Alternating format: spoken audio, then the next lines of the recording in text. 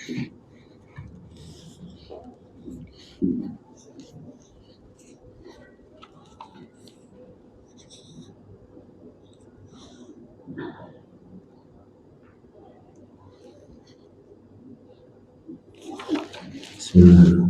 Assalamualaikum warahmatullahi wabarakatuh. Innal hamdalillah nahmaduhu wa nasta'inuhu wa nastaghfiruh wa na'udzu billahi min shururi anfusina wa min sayyiati a'malina.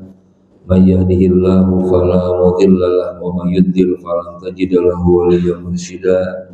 Asyhadu an la ilaha illallah wahdahu la syarika lah wa asyhadu anna Muhammadan abduhu wa rasuluhu la nabiyya ba'dah. Ya ayyuhallazina amanu taqullaha haqqa tuqatih wa la tamutunna illa wa antum muslimun.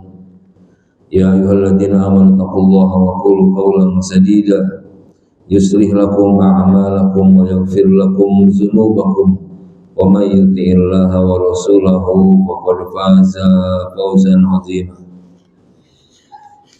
Sallallahu ala nabiyyina Muhammadin wa ala alihi wa ashabihi wa tabi'in bi ihsanin ila yaumiddin.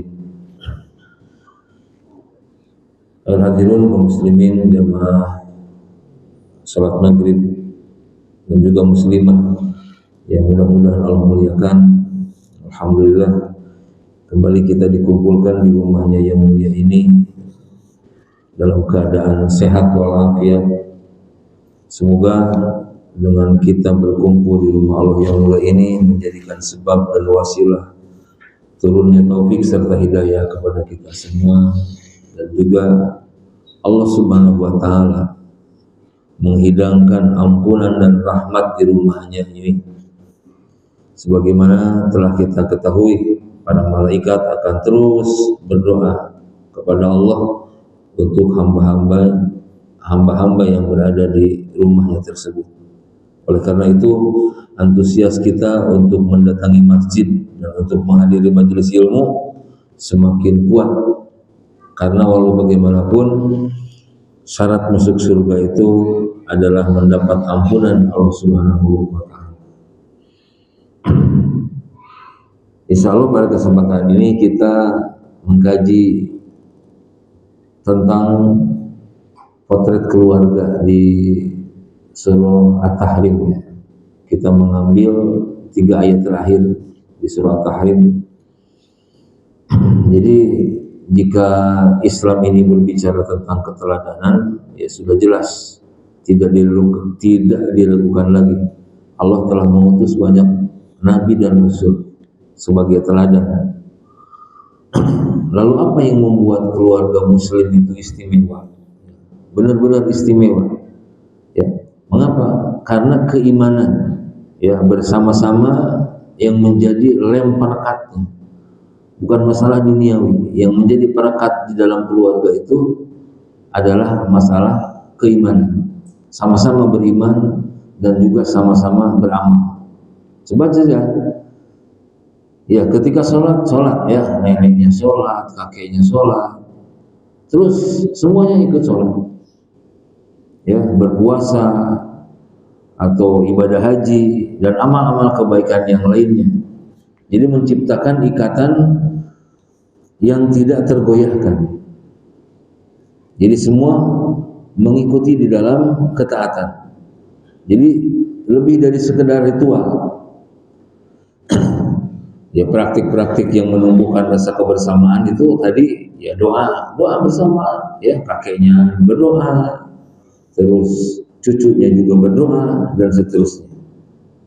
Jadi keluarga muslim ini bukan hanya tempat untuk berlindung, tapi juga sekolah pertama ya, untuk belajar tentang nilai-nilai keislaman, membentuk karakter yang kuat, mempersiapkan generasi penerus ya yang berakhlak mulia.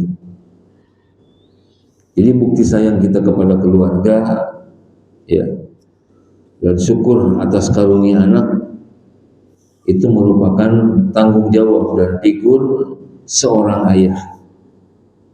Makanya ada beberapa keluarga di dalam Al-Quran yang dapat dijadikan sebagai teladan untuk kita semua.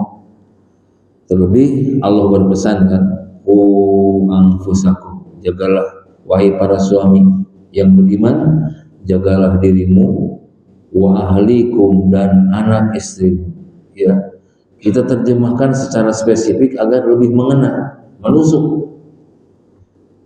Kebanyakan terjemahkan, wahai orang-orang yang beriman, jagalah dirimu dan keluargamu. Tapi kalau ada penekanan, wahai para suami yang beriman, jagalah istri dan anakmu. Dari apa? Dari api neraka. Bukan dari maling, bukan. Dari longsor, bukan. Dari banjir, bukan. Tapi dari api neraka. Nah, ini ya. Makanya kita melihat di sini bahwa tugas dakwah, tugas para nabi yang paling utama adalah berdakwah. Ya. Tapi yang Quran potret tidak hanya perjalanan dakwahnya, tapi banyak yang dipotret kisah keluarga. Misalkan ada seorang nabi, Nabi Zakaria, hampir tidak tercium, tidak terpotret bagaimana dakwahnya Zakaria. Coba antum, bagaimana kisah dakwah Zakaria? Pernah nggak dikisahkan? Hampir tidak ada. Tapi apa yang dipotret Allah? Keluarganya. Keluarga Zakaria, ya Yahya, terus ponakannya, ya ponakannya Maryam, yang dipotretnya itu, walaupun ya di dalam Al-Quran itu banyak, yang kisah terbanyak itu kan Nabi Musa, terus Nabi Nuh. Nabi Nuh diangkat jadi rasulnya usia 400 tahun. Ya, kalau zaman hari ini 400 tahun, wah udah melengkung ini, melengkung ya. 400 tahun. Ini Nabi Nuh baru diangkat jadi rasul usia 400 tahun. Berarti dakwahnya berapa? 550 tahun dakwahnya Nabi Nuh. Terus ada lagi yang lama, lebih lama, siapa? Dzulqarnain. Dzulqarnain itu 1600 tahun keliling dunia berdakwah. 1600 tahun. Nah, oleh karena itu di surah At-Tahrim ini berisi beberapa potret keluarga disuguhkan di depan kita, ya. Tapi kita bicara 10, 11, 12 karena surah At-Tahrim itu hanya 12 ayat. Ya, ayat-ayat pertama itu cerita tentang keluarga Rasulullah SAW. Nah, tapi di ayat 10, 11, 12 Allah berbicara lain, yang membuat perumpamaan. Di ayat 10 Allah berfirman, "Daraballahu masalan lil ladzina kafaru imra'atan Nuh wa imra'atan Lut kanata tahta 'abdaini min ibadina shalihaini fa khanatahuma falam yughniya 'anhuma minallahi syai'a wa qila adkhulan nar ma'ad dakhilin." Allah membuat perumpamaan orang-orang kafir, yaitu imra'atun Nuh, istri Nuh, wa imra'atul Lut, dan istri Nabi Lut. Kanata tahta abdaini min ibadina. Dua istri ini ada dalam kuasa suami dari hamba-hambaku yang soleh, dua-duanya. Nuh soleh, Lut juga soleh. Namun fakhonatahuma, kedua istri ini berkhianat kepada dua suaminya.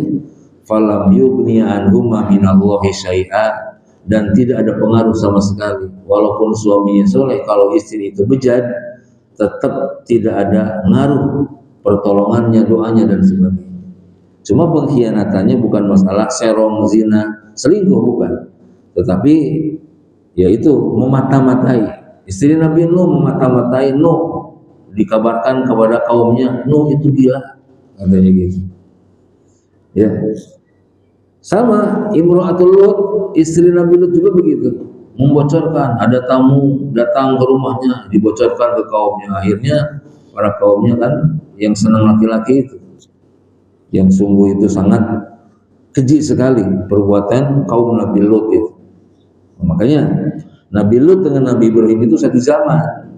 Ya, Nabi Ibrahim di Makkah, ya Makkah, Palestina, Babilonia, itu daerah beliau, ya, karena ada 3 malaikat yang menjelma menjadi manusia pada saat itu bertamu dulu kepada Nabi Ibrahim. Nabi Ibrahim nyembelih sapi, dibakar dan sebagainya, udah disuguhkan nggak mau makan tamunya. Ya, seorang Nabi Ibrahim nggak tahu bahwa itu malaikat. Lalu mengabarkan, aku ini malaikat. Nah, maka aku akan pergi ke negeri Sadum, ya, untuk mengabarkan kepada Lot bahwa kaumnya akan disiksa. Jadi satu zaman, ya, Nabi Ibrahim dengan Nabi Lot. Tua Nabi Ibrahim itu, ya. Makanya disebut Abul Anbiya, bapaknya para nabi. Nah, kedua perempuan ini, ya, dikatakan kepada mereka berdua, wa qila dukhulan nar, ya, katakan kepada mereka, masuklah kalian berdua kepada neraka ma'adakhilin, dan kekal di dalam neraka. Jadi pembangkangan terhadap suaminya, kedua istri ini, ya, sehingga Ibnu Abbas mengatakan sehubungan dengan makna firman Allah ini, ya. Jadi bukan selingkuh. Terus ayat ke-11, Allah Subhanahu wa taala berfirman, kebalikan ini. Tadi mas suaminya soleh dua-duanya, istrinya bejat. Nah, di ayat 11 Allah berfirman, wa daraballahu masalal ladzina amanu imra'atu fir'aun idh qalat rabbi ibnili indaka baitan fil jannah. Allah membuat perumpamaan dari orang-orang beriman, yaitu imra'atu fir'aun, istri Fir'aun.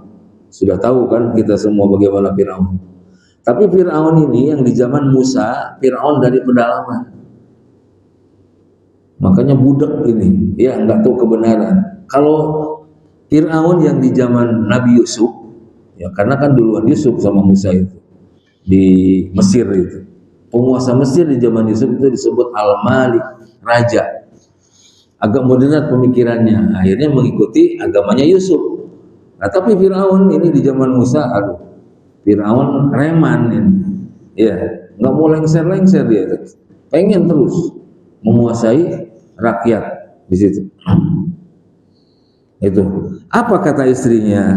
Itu qalat rabbi ibnili indaka baitan fil jannah, bangunkan aku rumah di surga. Padahal kurang apa milik suaminya, ya, siapa yang bisa membandingi raja hari ini dengan kekayaan Fir'aun? Nggak ada.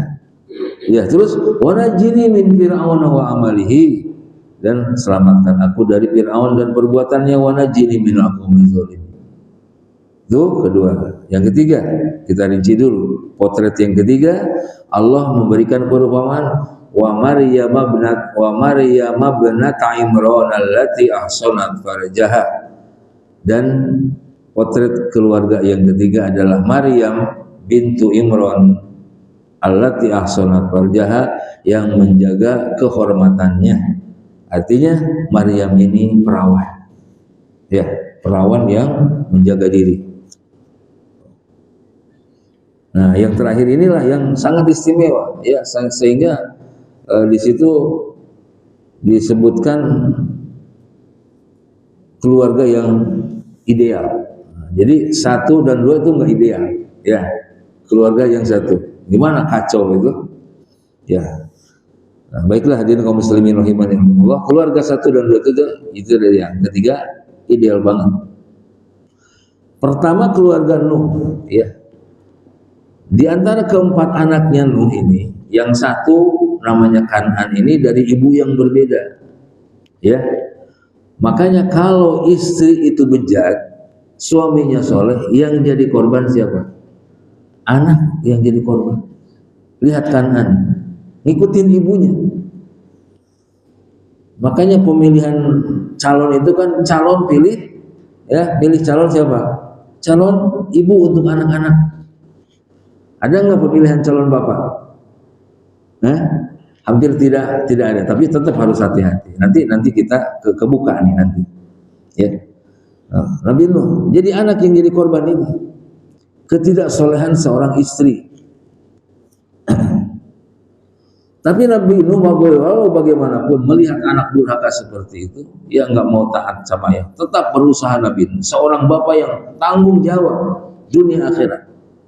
Tetapi ya Allah menghendaki lain. Allah tidak memberikan hidayah kepada Kan'an.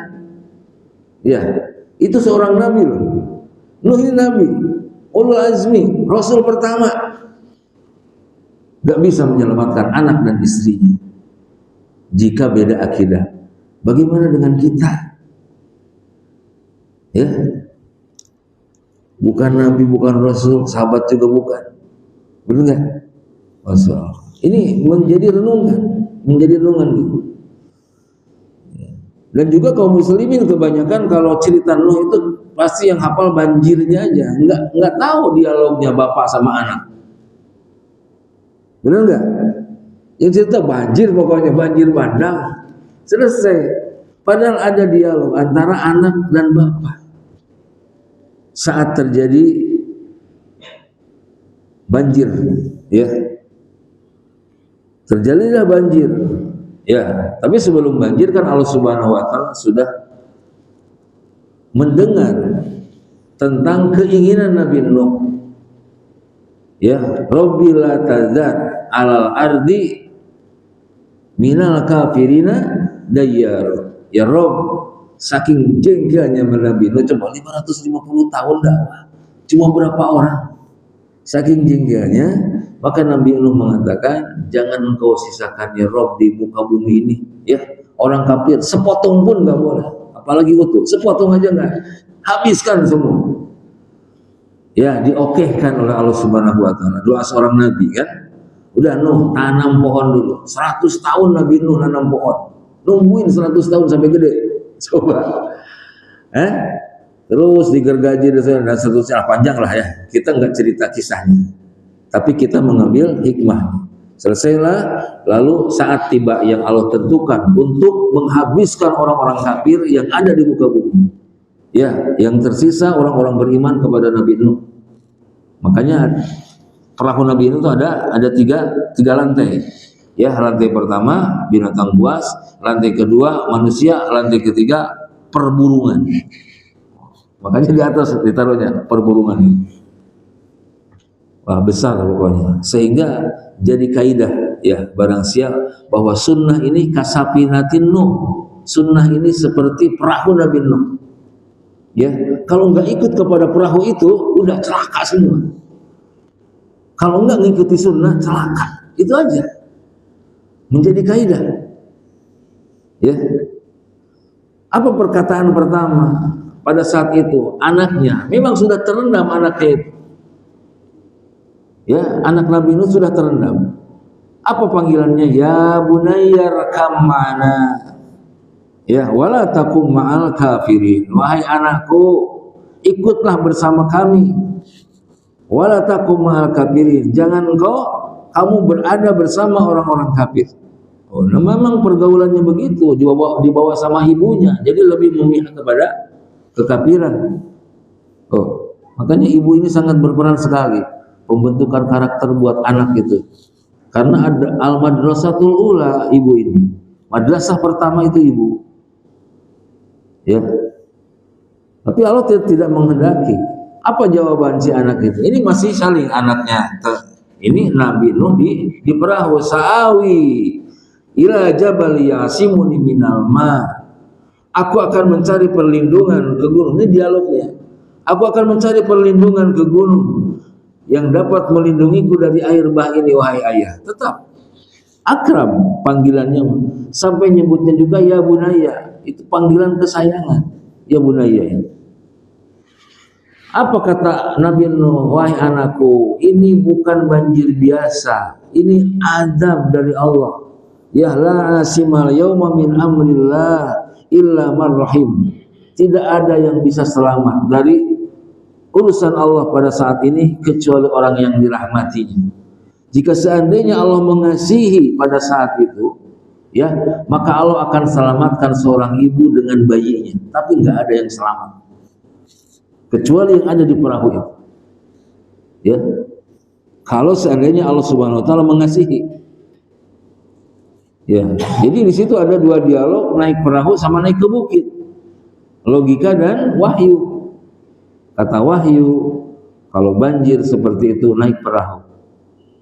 Ya, kata logika anaknya dalam kekafiran, aku naik bukit. Bukit kan tinggi. Ternyata jangankan manusia, Ya, gunung saja terendam. Mengapa? Mengapa terendam gunung? Ya, karena Allah menahan kepada bumi, jangan ditelan air itu.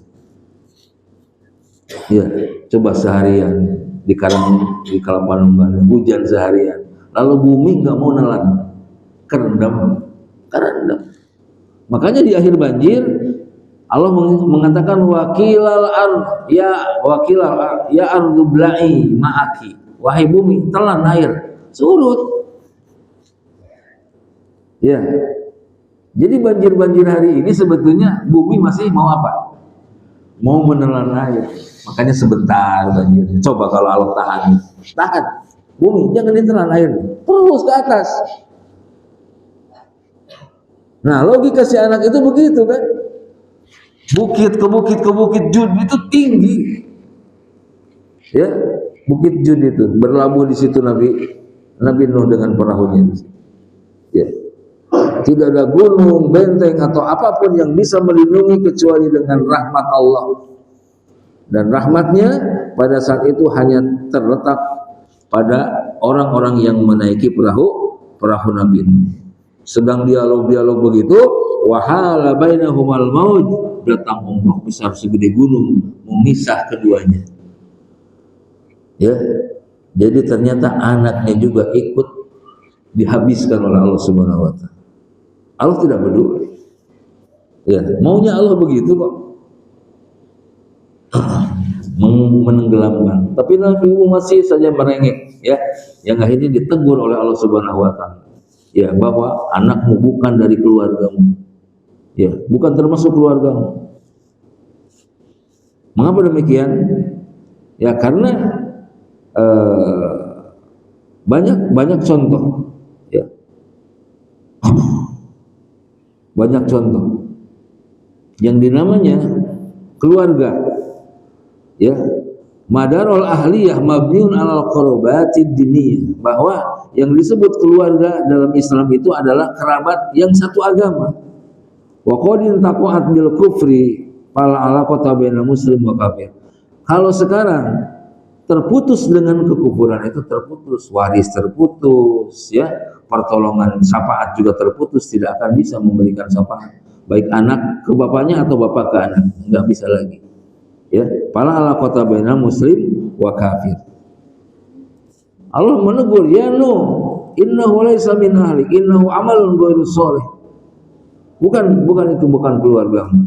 Dia amalnya juga enggak soleh, artinya enggak ada keimanan. Ya sudahlah, diamlah, jangan terus merengek meminta kepadaku yang kamu tidak tahu tentang apa yang kamu meminta. Ya, namanya Nabi kan, langsung Nabi Nuh sadar, qala rabbi inni a'udzubika an as'alaka ma laysa bihi ilmu. Ya Rabb, aku mohon berlindung kepadamu dari meminta sesuatu yang aku tidak ketahui. Iya. Jadi banjir selesai, wakila ya ardu bila'i ma'aki wa ya sama'i aqli'i wa qidwal ma'. Hujan berhenti dan bumi cepat telan airnya, surut semuanya. Allah Subhanahu wa taala. Ya. Jadi siapa kita? Diperhatikan dengan baik-baik kisah Nabi Nuh, ya. Allah Subhanahu wa taala menceritakan semua ini, padahal itu adalah utusannya, tetapi semua ini untuk figur bagi kita. Kegagalan setelah berjuang itu bukan sesuatu yang tercela. Karena apa? Nanti di akhirat enggak ditanya kenapa anakmu enggak soleh, tapi pernahkah kamu ajak anakmu atau nasihati anak istrimu? Tidak akan ada pertanyaan kenapa anakku enggak soleh, kenapa istrimu jahat dan sebagainya. Ya. Nabi Nuh habis-habisan berjuang ngajak istri dan anaknya, tetapi ya begitulah hasilnya.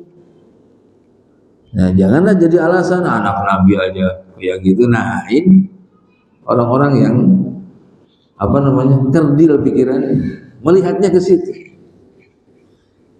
Ya. Nah, anak-anak Nabi Nuh yang 4 itu hanya satu, Kan'an. Yang 3 itu menjadi bapak moyang kedua dari Adam. Karena kan dihabiskan tadi, habis semua. Makanya Allah berfirman wa ja'alna dzurriyyatahumul baqin. Ya, dan kami jadikan anak cucunya orang-orang yang melanjutkan keturunan. Ya, keturunan. Habis semua manusia pada saat itu. Ya, coba. Makanya kita jangan mimpi di siang bolong. Kalau masyarakat di dunia ini sekarang steril dari maksiat, padahal udah disterilin sama zaman Nabi Nuh. Ya, ada perseteruan hak dan batil akan terus ada sampai hari kiamat. Kalau nggak ada, buat apa? Ya, hikmah keimanan kita akan terus. Makanya jangan kaget. Ya, ada hak, ada batil, terus berperang kedua perkara ini. Ada yang jahat, ya, ada syirik, ada tauhid, ada sunnah, ada bidah, terus akan terus berseteru. Dua ini nggak bakalan bisa nyatu. Padahal sudah disterilkan di zaman siapa? Di zaman Nabi Nuh alaihissalam. Ya.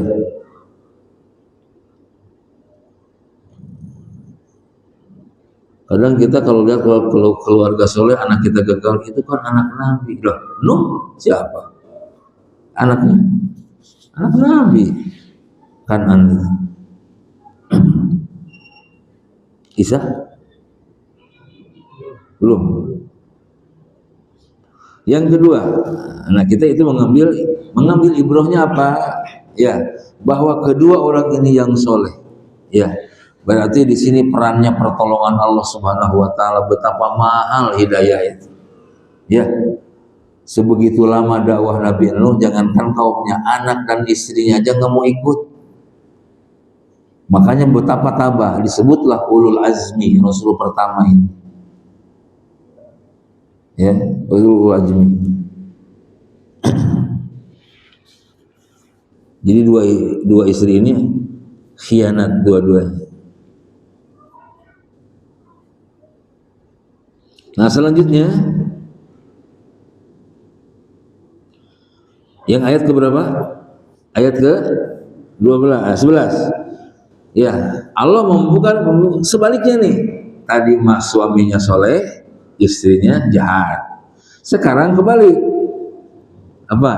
Suaminya bejat, istrinya solehah. Imro'atu Fir'aun. Ya. Nah, kalau suami itu bejat, yang jadi korban siapa? Ayo, yang jadi korban siapa? Keluarga. Suaminya bejat di keluarga nih. Yang jadi korban siapa? Istrinya. Tuh, udah tahu kan? KDRT lah, apalah. Dari mana? Lihat. Dari mana? Lihat doanya. Doa istrinya. Doa istri Firaun. Rabbibnili indaka baitan fil jannah ya Rabb. Bangunkan aku rumah di surga. Apakah Firaun itu tinggal di gubuk, Pak? Tinggal di mana Firaun? Istana begitu megah. Tapi seorang istri yang soleha nggak betah. Lihat, ya, singgasana yang begitu mewah di bawah kekuasaan orang zalim. Oh, kaya raya Firaun itu. Zalim. Makanya kalau ingin kaya, zalim tuh. Kayak Firaun. Tapi zalimnya zalim beneran. Jangan tanggung-tanggung. Biar kaya seperti Firaun. Ya. Apalagi doa berikutnya. Wa najjini min Fir'aun wa amalihi. Selamatkan aku dari kekejaman suamiku. Firaun kan suaminya. Coba tanya istri antum, pernah enggak doa seperti ini? Pulang nanti nanya. Ya, Umi, pernah enggak doa seperti Asia? Berlindung dari kekejian suami. Ya? Enggak lah ya. Enggak.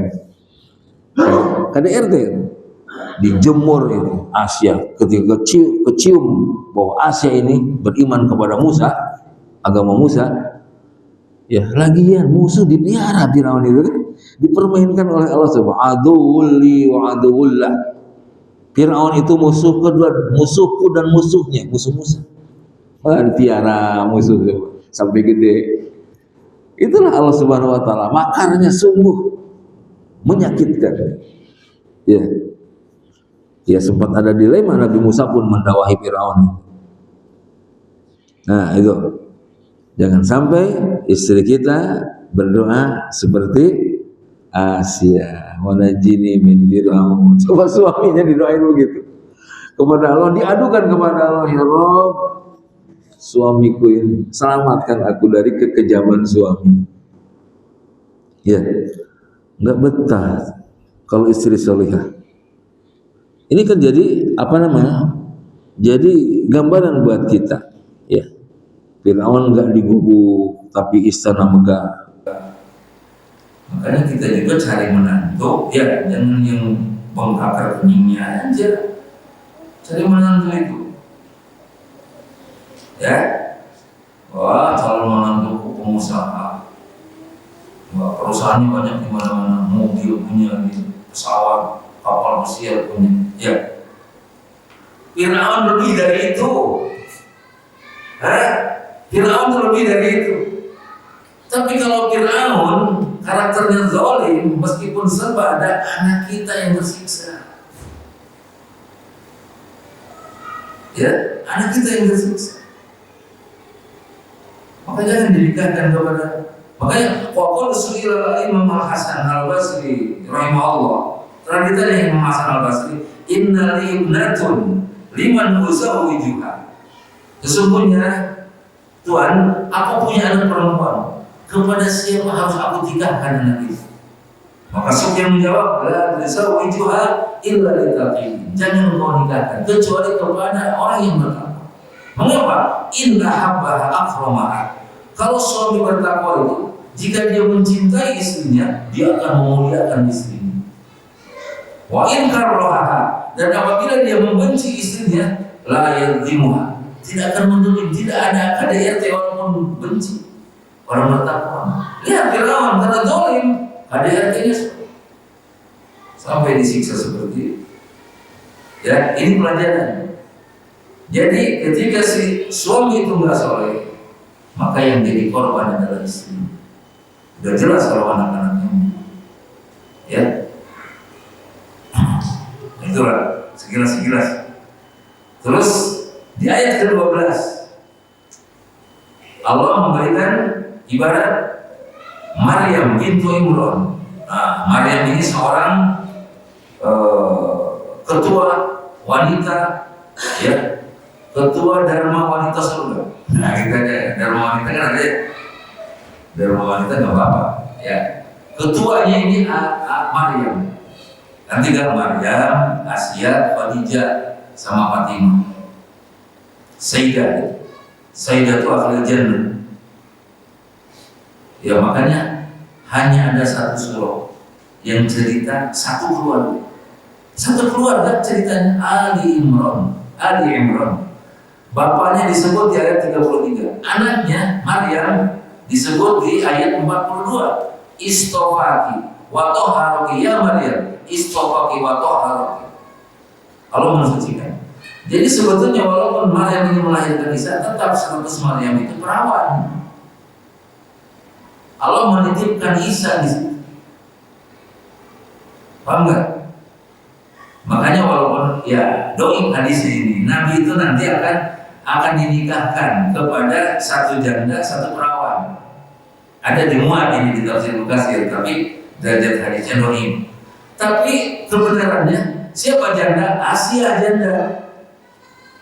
Perawan siapa? Maryam. Tetap kita untuk mensucikan Maryam, kita yakini Maryam ini perawan. Belum ada yang menyentuh. Selama ini apa yang kita yakini tentang Maryam? Maria itu. Maria ya. Kalau kata agama sebelah, Maria. Anaknya Yesus. Makanya nggak boleh menghina Yesus. Yesus itu alaihi salam. Kok Yesus alaihi salam? Nggak tahu bahasa Ibrani Yesus itu Isa kalau bahasa kita.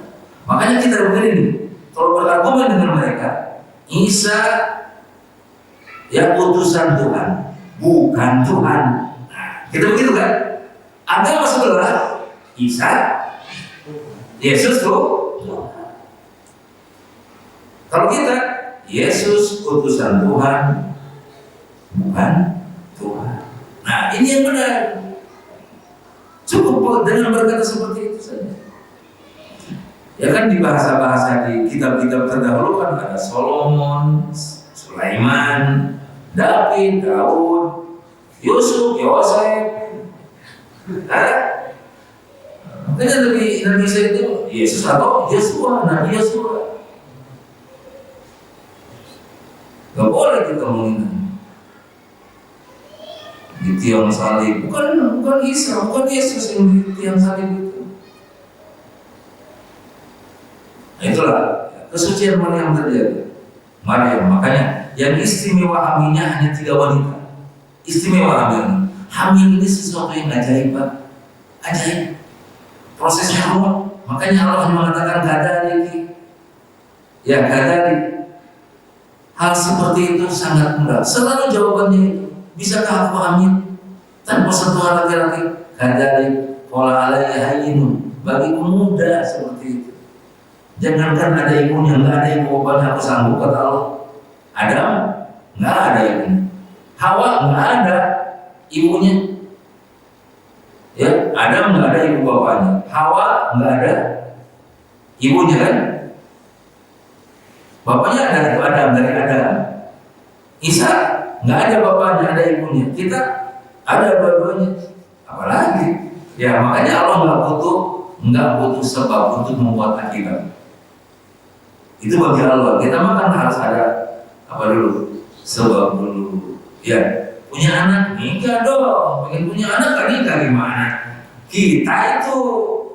Ya, tapi kalau Allah nggak butuh. Semua ada. Seharusnya Ibrahim itu gosong, ya. Sebab akibat nggak ada di situ. Ya. Coba bayi merah dimasukin ke peti, dihanyutkan di sungai ini. Ya. Masalah. Nah, ini akan menunjukkan kekuasaan Allah Subhanahu wa Ta'ala tentang bagaimana mulianya seorang wanita Maryam. 3 pertanyaan istimewa. Hamilnya istri Ibrahim dalam keadaan tua renta masih bisa punya anak Ismail. Terus istri Zakaria, apalagi istri Zakaria itu dari mandul malah. Udah tua mandul lagi. Coba bisa punya anak, ya. Terus yang ketiga yang istimewa lahirnya, hamilnya siapa? Maryam, istimewa hamilnya. Kalau ibunya masih kan, karena Maryam itu lahir dalam keadaan yatim. Dan yang lain, Maryam berdoa, Hana berdoa ya agar anaknya ini tidak ditusuk oleh syaitan. Jadi Sayyidatun Nisa Ahlil Jannah ada 4, ya Maryam, Asia, ya, bintu Muzahim, Fatimah bintu Muhammad, Maryam bintu Imran, dan Khadijah bintu Khuwailid. Itu pemimpin ahli surga dari golongan wanita. Jadi kalimatnya sama, Allah yang memilih. Bisa dipahami sampai di sini? Ya, 3 ayat ini Allah gambarkan, ya, bahwa ternyata untuk menjadi keluarga ideal pilihan Allah itu bukan hanya dari keturunan Nabi saja. Imran ini siapa? Apalagi kalau cerita tentang Luqmanul Hakim, seorang penggembala kambing hitam yang tidak dilirik oleh masyarakat pada saat itu, tapi nasihatnya Allah catat. Bahkan ada nama surah Luqman, wassaynal insan biwalidayhi hamalathu ummuhu wahnan ala wahnin ya bunayya la tusyrik billah. Nasihatnya dicatat oleh Allah Subhanahu wa Ta'ala. Ya. Makanya dari 114 surah yang diwakili oleh orang baik 2 surah, yang diwakili orang jahat 1 surah. Coba apa?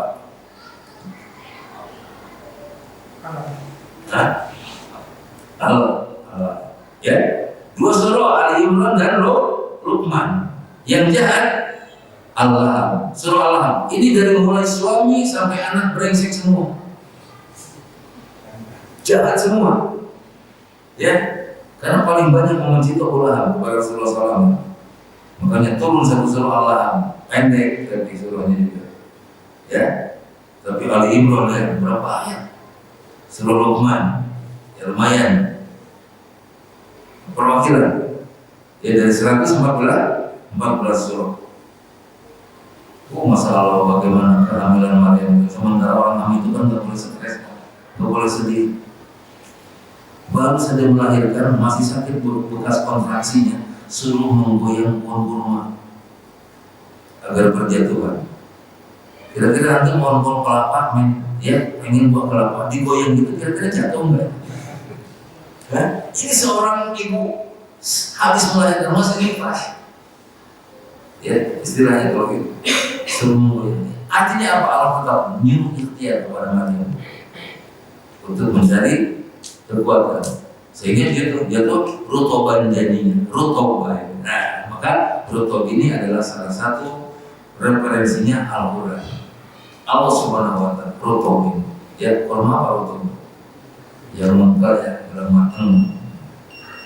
Nah itu. Nah, hadirin kaum muslimin rahimanillah. Oleh karena itu, ketiga keluarga dari tiga keluarga ini, yang satu dua itu nggak ideal, yang satu sangat tidak sekali. Dari mulai bapak sampai cucu dicatat semua di dalam satu surah. Makanya nggak ada surah Ali selain Ali Imran. Ada surah Ibrahim, surah Muhammad, surah Yunus, surah Hud dan sebagainya.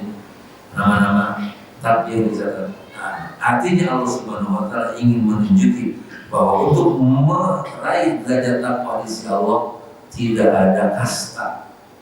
Tidak ada kasta. Paman Nabi berapa yang jadi ahli neraka?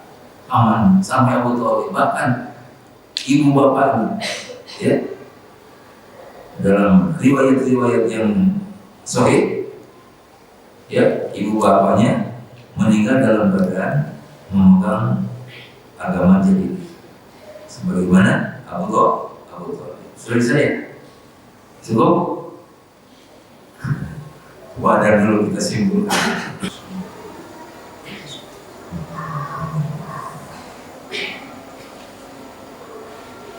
Alhamdulillah wassalatu wassalamu ala Rasulillah wa ala alihi wa ashabihi wa mawala. Jadi tentang keluarga ini semua juga mengakui nggak ada yang bisa, belum sempurna apalagi ya, bisa mengelola keluarga.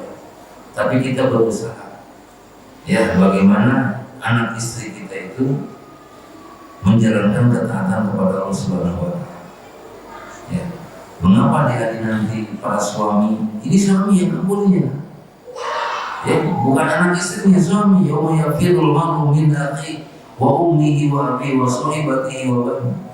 Tidak mau bertemu dengan ayahnya, nggak mau, dengan saudaranya, dengan kakak, dengan adiknya nggak mau, dengan anaknya, dengan istrinya apalagi nggak mau bertemu. Apa sebabnya? Karena kalau bertemu dimintai pertanggungjawaban. Jadi lari dari pertanyaan itu para suami. Ummi wa sahibati wa bani likulli imri'in yawma idhin sya'nun yughni. Pada saat itu semua sibuk. Nah, kita pada saat ini ya, mumpung kita semua masih ada kesempatan untuk sama-sama belajar, ya, kalaupun memang kita tidak bisa mendidiknya, makanya harus pintaran suaminya daripada istri, ya, di dalam mendidik. Tapi pelimpahan pendidikan tersebut jelas kebanyakan istri yang bergaul bersama anak. Kalau bapaknya kan banyak keluar, ya, namanya kepala sekolah, banyak keluar, dan madrasah rumah itu. Ya, jadi ibu sebagai guru di rumah. Nah, jadi intinya kita itu memilih istri itu yang memang mengerti tentang agama atau mau belajar agama, ya, agar sama-sama kita memberikan tanggung jawab. Nah, terus seorang ibu itu dihidmati, seorang ayah diagungkan, ya, bakti kepada seorang ayah, khidmat kepada seorang ibu. Ayah juga ada untuk dihidmati sebetulnya, bukan disepelekan mentang-mentang sekarang Rasulullah memberikan bahwa ibu baru ayahmu, bukan menyampaikan ayah. Perjuangannya itu bukan main, perjuangannya seorang ayah itu, ya. Makanya tidak pas ketika seorang itu mengatakan surga di bawah telapak kaki ibu. Ya, tidak. Bukan begitu pengertiannya. Ya. Jadi tetap durhaka kepada dua-duanya ya dosa besar, kepada ayah atau kepada ibu. Nah, mudah-mudahan ya dengan kita menghayati sampai Allah kok menggambarkan membongkar keluarga seorang utusannya Nabi Nuh, ya, untuk menggambarkan, makanya memilih calon ibu untuk seorang anak itu mesti hati-hati. Ya karena apa? Kalau ibu itu bejana, ayahnya soleh, yang jadi korban anaknya tadi sebagaimana Kanan, ya nggak mau beriman Kanan, akhirnya dihabisi semua oleh Allah Subhanahu Wa Taala. Nggak peduli anak siapa, Allah nggak peduli. Ya, padahal anak seorang nabi, coba Nabi Nuh, Abdan Syakuro, Nabi Nuh itu ulul azmi, Rasul pertama. Anaknya durhaka, nggak ada urusan. Aku tenggelamkan semua. Istrinya apalagi begitu. Ya, darah dagingnya jadi tenggelamkan, apalagi istrinya. Tapi itu semua dari istri yang berbeda. Karena nggak satu istri Nabi Nuh itu. Nah, yang tiga anaknya Yafis, Ham, sama siapa satu lagi itu menjadi bapak moyang manusia kedua. Karena dari Adam sampai Sis, ya, dan masyarakat Nabi Nuh habis semua dengan banjir kecuali yang ada di perahu. Padahal beriman semua, Pak. Tapi hari ini muncul kejahatan-kejahatan. Ya, padahal udah dihabisin. Nah ini, ya, ujian bagi kita semua bahwasanya peperangan antara hak dan batil tidak akan selesai. Maka jangan mimpi di siang bolong. Masyarakat ini steril dari maksiat, masyarakat ini steril dari kekuburan, masyarakat ini steril dari kejahatan. Mimpi di siang bolong. Ya, makanya kita tetap berjuang untuk kemaslahatan diri kita dan keluarga. Apa tadi konsepnya? Ku angpusakum. Wahai para suami, jaga dirimu. Waalaikum, apa alaikum? Nah, biar jentuh nih, apa? Anak dan istri. Wahai para suami yang beriman, jagalah dirimu dan anak istrimu dari api neraka, bukan dari banjir, bukan dari kopi, bukan dari api neraka. Itu yang dibebankan kepada para suami. Makanya kalau hanya sekedar wahai orang-orang yang beriman, jagalah dirimu dan keluargamu, terlalu lemah kan? Tapi sentuhkan kepada suami. Emang kan dunia ini terdiri dari keluarga kan? Dari mulai keluarga masyarakat, mulai dari keluarga kakak, terus RT, RW, terus kelurahan, terus kecamatan, terus provinsi, terus negara, dunia ini dari dua, kan itu. Nah, makanya tentang kekeluargaan ini mari kita sama-sama ya untuk kitanya belajar ya agar tahu. Jadi pertanyaan di akhirat kita tidak akan ditanya kenapa anakmu nggak soleh, kenapa istrimu nggak soleh, bukan itu pertanyaan. Apa pertanyaannya? Nah, pernahkah kamu ngajak anakmu ke masjid, ngajak istrimu ngaji? Pernah, ini yang jadi pertanyaan. Masalah dia soleh apa enggak, yang penting kita udah ngajak. Itu urusan Allah. Kayak Nabi Nuh tadi, Nuh durhaka enggak? Enggak. Urusan Allah. Allah nggak kasih hidayah sama anak dan istrinya. Nggak ada urusan lagi. Yang penting kita berjuang. Hasilnya Allah yang menentukan.